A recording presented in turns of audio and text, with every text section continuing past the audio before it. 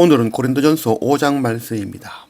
오늘 말씀을 통해서 고난주간 6월절 무교병 대신 주님을 깊이 만나는 그런 우리가 되기를 원합니다. 1절 너희 중에 심지어 음행이 있다 함을 들으니 그런 음행은 이방인 중에서도 없는 것이라 누가 그의 아버지의 아내를 취하였다 하는도다. 그리하고도 너희가 오히려 교만해져서 어찌하여 통하니 여기지 아니하고 그 일 행한 자를 너희 중에서 쫓아내지 아니하였느냐. 고린도 교회 안에 아버지의 아내를 취한 이가 있다는 이야기를 사도 바울이 들었습니다. 이 아버지의 아내란 이 자신의 어머니라는 의미가 아니라 아버지의 두 번째 젊은 아내를 말하는 것이죠. 그래서 아버지가 죽고 난 뒤에 그 아버지의 아내를 젊은 아내를 자기의 아내로 맞이한 것이죠. 이런 일은 크리스찬이 아니더라도 세상의 눈과 판단으로도 있을 수 없는 일이죠. 아버지의 아내를 탐한다는 것은 아버지의 이름을 더럽히는 것이고 아버지의 모든 것을 빼앗는 것, 아버지의 영광을 무너뜨리는 것이라 하겠습니다. 압살롬은 아버지 다윗 왕의 그 젊은 아내를 백성들이 보는 앞에서 욕보였죠. 이는 아버지 다윗 왕의 자리에 자기가 올랐다는 것, 그것을 백성들에게 나타내는 것이며 아버지 다윗 왕의 모든 것을 자기가 빼앗아 가졌다는 것을 나타내는 것이죠.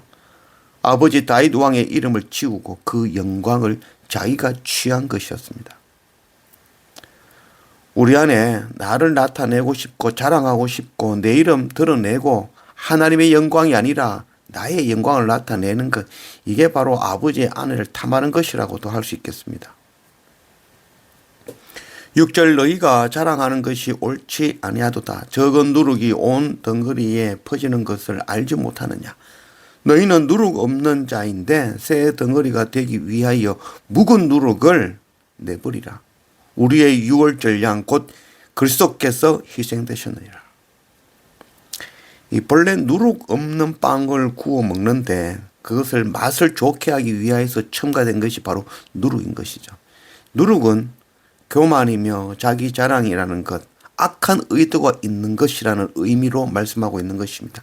작은 것이 들어와서 그것을 전체를 다 부풀리며 거짓으로 만들어내는 그런 것을 이야기하는 것이죠.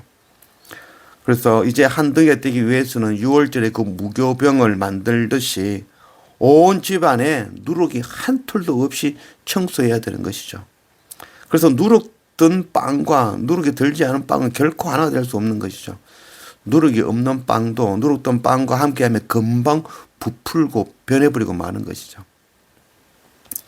그러나 이 누룩이라는 것은 곰팡이죠. 세균이죠. 우리 눈에 보이지 않죠. 우리의 노력으로 청소해서 없앨 수 있는 것이 아니죠. 우리는 누룩 든 빵을 경계하고 자랑하고 악한 의들을 품고 거짓말하는 자를 책망하여 돌이키게 해야 됩니다. 동일하게 내 스스로가 바로 하나님 앞에 나아가 내 속에 남아있는 그 누룩 날마다 씻으며 회개하며 엎드려야 되는 것입니다. 8절 이러므로 우리가 명절을 지키되 묵은 누룩으로도 말고 악하고 악의에 찬 누룩으로도 말고 누룩이 없이 오직 순전함과 진실함의 떡으로 하자. 제가 살고 있는 이 튀르키예는 누룩이 유명하죠. 이 주식이 빵이죠. 그래서 각 가정마다 이 누룩을 사용하여서 빵을 구워 먹죠.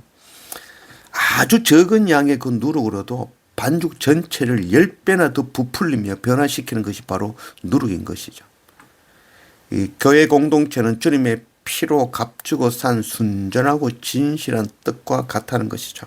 아주 약한 충격으로도 쉽게 상하고 넘어질 수밖에 없는 것이죠. 그래서 작은 일이라도 쉽게 용납해서는 안 되는 것입니다. 내 안에 있는 그 작은 악, 그 작은 누룩과 같은 것이 남아있다면 그것이 부풀고 결국은 전부를 변화시키고 더럽히고 마는 것이죠. 우리는 하나님의 성전이죠. 6월절 다음 날 무교절이 되면 누룩 없는 그 무교병을 굽기 위하여 누룩을 집안에서 없게 하기 위하여 온 집을 청소하듯이 우리는 우리 속에 있는 그 한 톨 남아있는 그 누룩도 지우기 위하여 날마다 무교절 청소하는 것처럼 우리를 청소하고 회개하며 날마다 말씀과 예배로 엎드려야 되는 것입니다.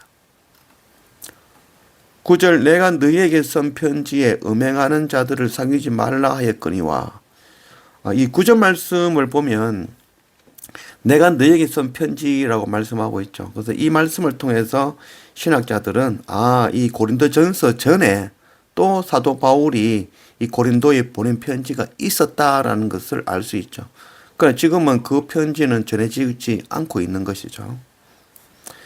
12절 밖에 있는 사람들을 판단하는 것이야 내게 무슨 상관이 있으리요마는 교회 안에 있는 사람들이여 너희가 판단하지 아니하랴.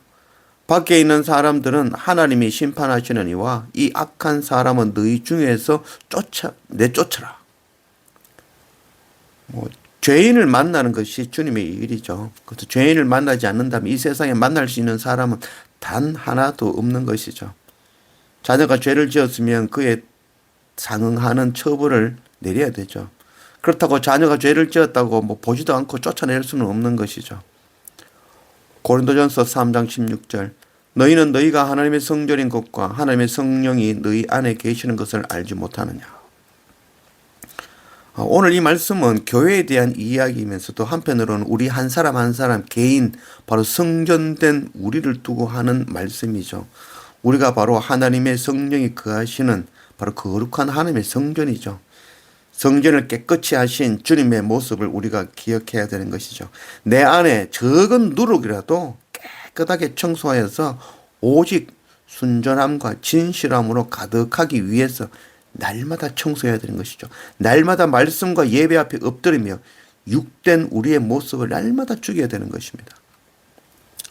오늘 말씀 읽으면서 아이고 나는 그렇지 않지. 나는 의롭고 나는 아버지의 아내를 탐하지도 않았고 나는 탐욕 부르지 않고 나는 거짓말하지 않고 나는 악한 의들을 품지 않고 나는 누룩 없는 자이며 나는 정결한 자다라고 생각하며 말씀을 읽었다면 바로 바리새인의 눈과 같은 그런 자가 되고 마는 것입니다. 바리새인은 자신의 죄인됨을 알지 못하고 나는 저들과 다르다. 자기는 거룩하다라고 완악한 눈을 가진 자죠.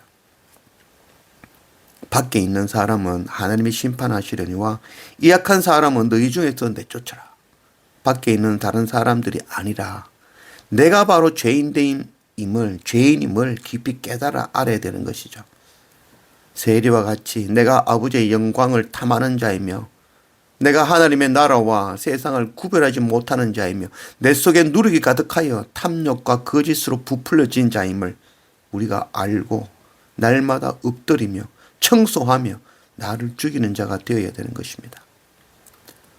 누가복음 18장 13절 세리는 멀리 서서 감히 눈을 들어 하늘을 쳐다보지 못하고 다만 가슴을 치며 이르되 하나님이여 불쌍히 여기소서 나는 죄인으로소이다 하였느니라.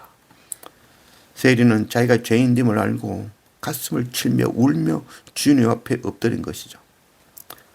창세기 4장 26절 셋도 아들을 낳고 그의 이름을 에노스라 하였으며 그때 사람들이 비로소 여호와의 이름을 불렀더라. 세리와 같이 내가 완악한 죄인임을 아는 자는 감히 하늘을 쳐다보지 못하고 가슴을 치며 하나님의 이름을 부르게 되는 것입니다. 셋의 아들들이 태어나고 그들 때부터 자신의 죄인됨을 깨닫고 하나님의 이름을 부르며 엎드리기 시작한 것이죠. 내가 죄인됨을 알지 못하면 결코 하나님의 나라에 합당치 않습니다.